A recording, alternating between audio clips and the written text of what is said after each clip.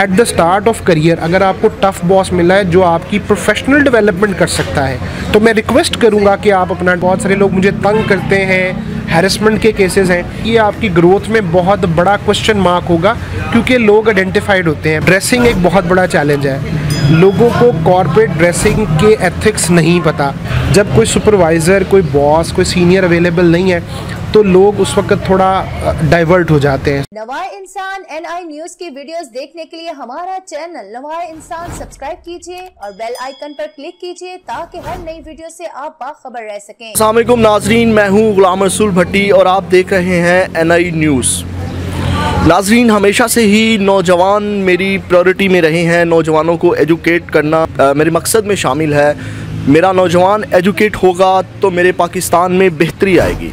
एक बहुत ही अहम टॉपिक जो कि नौजवानों के लिए है, आज हम उस पे बात करने के लिए यहाँ पे मौजूद हैं। और उस टॉपिक पे बात करने के लिए हमारे साथ जो शख्सियत मौजूद हैं वो, उनका नाम है मोहम्मद वकास शबीर सियाल साहब, जो कि कॉर्पोरेट ट्रेनर हैं, राइटर हैं, मोटिवेशनल स्पीकर हैं, एजुकेशनिस्ट हैं और UK सर्टिफाइड ट्रेनर हैं। आइए तो उनसे बात करते हैं। सर, आपके टाइम का बहुत शुक्रिया। बहुत शुक्रिया आपका, आपने इस टॉपिक पे मुझे बुलाया और इस पे बात करने का मौका दिया। उम्मीद करता हूँ कि यंगस्टर्स के लिए इसमें काफ़ी लर्निंग होगी। बहुत शुक्रिया सर। हमारा जो टॉपिक है वो है वर्क प्लेस एथिक्स। सर, जो मेरा सबसे पहला सवाल है, जब हमारे नौजवान अदारों से निकलते हैं तो उनको वहाँ पे वर्क प्लेस जो एथिक्स हैं वो सिखाए नहीं जाते। उसके बाद उनको वर्क प्लेस एथिक्स का पता होना चाहिए। इसके बारे में आप थोड़ा बताइएगा।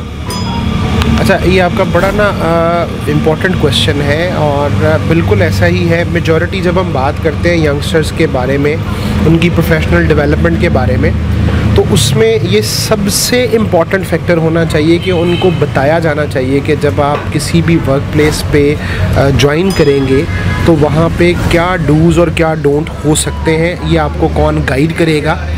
और आप अगर अच्छे से अपनी चीज़ों को मैनेज करते हैं, स्पेशली इसमें एटीट्यूड एक चैलेंज है कि यंग स्टूडेंट्स जब ज्वाइन करते हैं किसी सेटअप को तो वो कहीं ना कहीं अपनी उन चीज़ों को मिस करते हैं जो कि उन्हें प्रोफेशनल लाइफ में रिक्वायरमेंट के तौर पे चाहिए होती हैं। और यही वो वजह है कि आपको बहुत सारे यंगस्टर्स अपने करियर के स्टार्ट में बहुत परेशान मिलते हैं, फ्रस्ट्रेटेड मिलते हैं, डीमोटिवेटेड मिलते हैं, बिकॉज उनको क्लैरिटी नहीं है, डूज़ एंड डोंट्स की क्लैरिटी नहीं है किसी वर्क प्लेस एथिक्स की। वो खुद को कहीं ना कहीं उसी स्टूडेंट लाइफ के अंदर ही बिज़ी रखने वाली एक्टिविटीज़ के साथ कंटिन्यू करना चाहते हैं जो कि वर्क प्लेस एथिक्स के अगेंस्ट में आता है। फॉर एग्ज़ाम्पल, टाइम के अगेंस्ट अगर आप लेज़ी हैं काम करने के हवाले से, आपके पंक्चुअलिटी के कंसर्न्स हैं, ड्रेसिंग के कंसर्न्स हैं, तो ये वो तमाम चीज़ें हैं जो आपके लिए बहुत ज़्यादा प्रॉब्लमेटिक हैं। बहुत सारे बिज़नेस स्कूल और यूनिवर्सिटीज़ अब इस पे काम कर रही हैं, लेकिन अभी भी बहुत सारी जगह पे इस काम करने की ज़रूरत है लोगों को एजुकेट करने के हवाले से।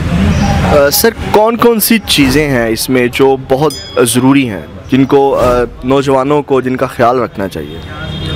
अच्छा, ये एक लंबी लिस्ट है लेकिन मैं वन बाय वन आपको ब्रीफ कर देता हूँ। सबसे पहले तो इसमें सेल्फ रिस्पॉन्सिबिलिटी है। आपको अपना काम खुद और अपनी ज़ात की खुद ज़िम्मेदारी लेने की आदत डालनी होगी। एक कॉमन प्रैक्टिस है, लोग जैसे ही ज्वाइन करते हैं तो वो दूसरे लोगों को रिस्पॉन्सिबल ठहराते हैं अपने आने वाले चैलेंजेस के लिए।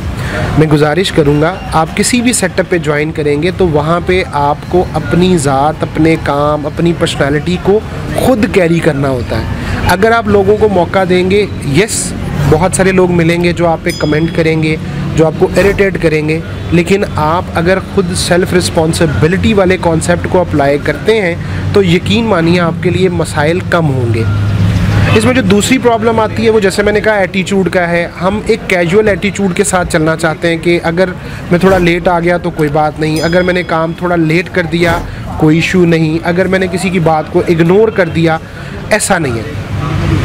ये आपको कहीं ना कहीं मैनेज करना पड़ेगा कि आप इन चीज़ों को अवॉइड करेंगे वहाँ पे। फिर ड्रेसिंग एक बहुत बड़ा चैलेंज है। लोगों को कॉर्पोरेट ड्रेसिंग के एथिक्स नहीं पता कि आपको कलर कौन से पहनने हैं। अगर आपने शूज़ पहने हैं तो वो कौन से शूज़ अच्छे लगेंगे, टाई पहननी है तो टाई किस तरह की यूज़ करनी है, ठीक है। तमाम कलर्स आप यूज़ नहीं कर सकते एक कॉर्पोरेट इंडस्ट्री के अंदर, ठीक है। जीन्स और इस तरह की जो ड्रेसिंग है ये स्ट्रिक्टली प्रोहिबिटेड होती है। बहुत सारे सेटअप्स के अंदर लोग जीन्स और टी शर्ट वेयर करते हैं, तो ड्रेसिंग एक बहुत इम्पॉर्टेंट फैक्टर है। थर्ड और मोस्ट रिक्वायर्ड जो है वो है आपके काम के साथ लॉयल्टी। जब लोग बॉस की प्रेजेंस में काम करते हैं तो बहुत अच्छा करते हैं। जब कोई सुपरवाइज़र, कोई बॉस, कोई सीनियर अवेलेबल नहीं है तो लोग उस वक्त थोड़ा डाइवर्ट हो जाते हैं। सोशल मीडिया यूजेज है, गपशप है, अदरवाइज़ बहुत सारे काम हैं। तो ये बहुत ही क्रिटिकल होता है एथिक्स के पॉइंट ऑफ व्यू से आपकी ऑनेस्टी, कि आप तब भी वही काम का जो है वो अपना पेस रखें जो आप अपने बॉस की मौजूदगी में उसकी वजह से रख रहे हैं, ठीक है। फिर एक और चीज़ जो बहुत ज़्यादा ऑब्ज़र्व की जाती है और बहुत ज़रूरी भी है वो आपका कम्युनिकेशन स्किल है। आप कितना इफ़ेक्टिवली अपनी बात किसी दूसरे को कम्युनिकेट कर सकते हैं। उसमें रिटन कम्युनिकेशन है थ्रू ईमेल एड्रेस, ड्राफ्टिंग है और इस तरह की बहुत सारी चीज़ें हैं जो आपको आनी चाहिए। आपको अपने जूनियर से, अगर आप थोड़ा सा आपको गुजर गया कैसे बात करनी है, अपने सीनियर से, अपने कोलीग्स के साथ, तो ये वो बहुत सारी चीज़ें हैं जो शायद मिसिंग है यंग प्रोफेशनल्स के साथ और इस वजह से वो उस वर्क प्लेस को नहीं समझ पाते। और last but not least, code of conduct. आप जब भी किसी सेटअप को ज्वाइन करें तो वहाँ पे एक कोड ऑफ कंडक्ट की पॉलिसी शेयर की जाती है। आप उसको पढ़िए कि आपके राइट्स क्या हैं और आपकी रिस्पॉन्सिबिलिटीज़ क्या हैं। बहुत सारे लोग आपको बहुत परेशान मिलते हैं, जी मेरा बॉस जो है वो मुझसे एक्स्ट्रा काम लेता है, बहुत सारे लोग मुझे तंग करते हैं, हैरेसमेंट के केसेस हैं। तो हर ऑर्गेनाइजेशन के अंदर एक कोड ऑफ कंडक्ट ज़रूर होता है, उसको पढ़िए, अपने राइट्स को जानिए, ताकि अगर कोई आपको इस लेवल पे लेके जाए तो आपको पता हो कि आपने किस इशू के लिए किसके साथ कांटेक्ट करना है, ताकि आप अपने काम पे ज़्यादा फोकस कर सकें। वो चीज़ें सर बताएं जिन चीज़ों को अवॉइड करना चाहिए या जिन चीज़ों से बचना चाहिए। अच्छा, ये भी एक रिक्वायरमेंट में आता है और ये भी मिसिंग एलिमेंट के तौर पे है। जो चीज़ आपको अवॉइड करनी चाहिए वो आपका बिहेवियर है लोगों के साथ। आपको हर बात का जवाब नहीं देना। वर्क प्लेस में कुछ चीज़ों को आपको अवॉइड करना होता है, कुछ चीज़ों को आपको अच्छे से निगोशिएट करना होता है और कुछ जगह पे आपको रिस्पॉन्ड करना होता है। लेकिन ये सारी चीज़ें इमोशनली इंटेलिजेंट लोगों के साथ हैं। अगर आप थोड़ा बहुत इनमें चैलेंजेस का शिकार हैं तो आपके लिए प्रॉब्लम्स आएंगी। तो मेरी पहली तो यहाँ पे डोंट्स में है कि आपने अपना बिहेवियर जो है इंटरेक्शन में वो बड़ा नॉर्मल रखना है। सेकंड चीज़ जो है वो ऑफिस पॉलिटिक्स है। डिफरेंट तरह के लोग होते हैं, उन्होंने अपने ग्रुप्स डेवलप किए हुए होते हैं और उनमें अच्छे लोग भी होते हैं और नेगेटिव लोग भी होते हैं। अगर आपने कोई ग्रुप ज्वाइन करना है तो काइंडली वो ग्रुप ज्वाइन कीजिए जो प्रोफेशनल डेवलपमेंट को फोकस करते हैं, जो मेहनत पे बिलीव रखते हैं, जो नए नए आइडियाज़ पे काम करते हैं। आप जल्दी ग्रो कर जाएंगे। अगर आप नेगेटिव लोगों के साथ एसोसिएटेड हैं तो ये आपकी ग्रोथ में बहुत बड़ा क्वेश्चन मार्क होगा, क्योंकि लोग आइडेंटिफाइड होते हैं, पॉजिटिव भी और नेगेटिव भी। थर्ड जो पॉइंट है, अगेन ये बड़ा क्रिटिकल पॉइंट माना जाता है कि आप जो अपने काम के दौरान सोशल मीडिया की यूजेज गुरेज कीजिए। अगर आपके ऑफिस में आपके काम की नेचर की वजह से आपको इंटरनेट अलाउड है तो काइंडली उसको अपने काम में प्रोडक्टिवली यूज़ कीजिए।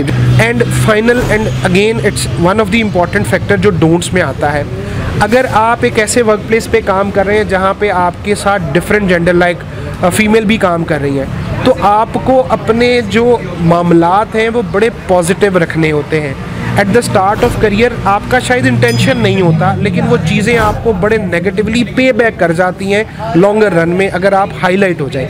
तो आपको बड़ा बैलेंस करके अपनी चीज़ों को मैनेज करना होता है, किसी को मौका नहीं देना कि कोई आप पे क्वेश्चन मार्क कर सके। सर, मेरे नौजवानों का कोई ऐसा अलमिया बताएं जो उनमें आजकल आप बहुत ज़्यादा देखते हैं और उनको उन अलमिया से बचना चाहिए। एटीट्यूड, जो एटीट्यूड है कि मैं इतनी सैलरी में काम नहीं करना चाहता हूँ, ख्वाहिशात बहुत ज़्यादा हैं और वो एफ़र्ट नहीं करना चाहते। यानी मुझे नहीं पता ये लैग यूनिवर्सिटी लेवल पे आता है, कॉलेज में आता है, कहाँ आता है, लेकिन ये प्रॉब्लम मौजूद है कि उनकी एक्सपेक्टेशंस बहुत ज़्यादा हाई होती हैं और वो काम उस लेवल पे शायद नहीं करना चाहते हैं। रूडली बिहेव करते हैं। उनकी एक्सपेक्टेशन है कि अगर 9 to 5 की जॉब है तो वो सुबह 9 बजे आएंगे और पूरे 5 बजे वो घर चले जाएंगे। ये शायद सैलरी लेने की हद तक तो ठीक है, ग्रोथ में ये चीज़ नहीं आती। आपको ग्रोथ में जाने के लिए शायद 10-15 मिनट पहले पहुंचना होगा, आपको लोगों के साथ इन्वॉल्व होना पड़ेगा, आपको सीखना पड़ेगा, आपको हो सकता है डांट बहुत ज़्यादा खानी पड़े। At the start of career अगर आपको टफ बॉस मिला है जो आपकी प्रोफेशनल डेवलपमेंट कर सकता है, तो मैं रिक्वेस्ट करूँगा कि आप अपना टाइम वहाँ पे इन्वेस्ट कीजिए, सीखिए, स्किल सीखिए, एबिलिटीज़ डेवलप कीजिए, आइडियाज़ पे काम करना सीखिए, और लास्ट बट नॉट लीस्ट आप क्रिटिकल फीडबैक को ऑब्ज़र्व करना सीखिए। लोग फीडबैक रिसीव नहीं करना चाहते, लोग नेगेटिविटी नहीं सुनना चाहते, जो आपके अंदर जो चैलेंजेस हैं, जो फ्लॉज हैं, जो प्रॉब्लम्स हैं। तो अगर आप कैंडिड फीडबैक लेंगे और उस फीडबैक की बेस पे अपने आप को डेवलप करना शुरू कर देंगे, इसको लर्निंग एटीट्यूड कहा जाता है, तो ये वो चीज़ है जो आपकी प्रोफेशनल ग्रूमिंग में बहुत ज़्यादा हेल्प करेगी। आपने हमें जो वक्त से नवाजा उसके लिए मैं आपका बहुत मशकूर हूँ। जी नाज़रीन, मैंने अपने नौजवानों के लिए एक बड़े ही अहम टॉपिक पे बात की जिनकी आज हमारे नौजवानों को ज़रूरत है, जो कि हमारे इदारों में बहुत कम है, और हमारे नौजवानों को इन सारी चीज़ों का ख्याल रखना चाहिए ताकि वो इन चीज़ों को सीख के अपने अंदर बेहतरी लाएं, और जब वो अपने अंदर बेहतरी लाएंगे तो पाकिस्तान में बेहतरी आएगी। इसके साथ मुझे इजाज़त दीजिएगा। अल्लाह हाफ़िज़।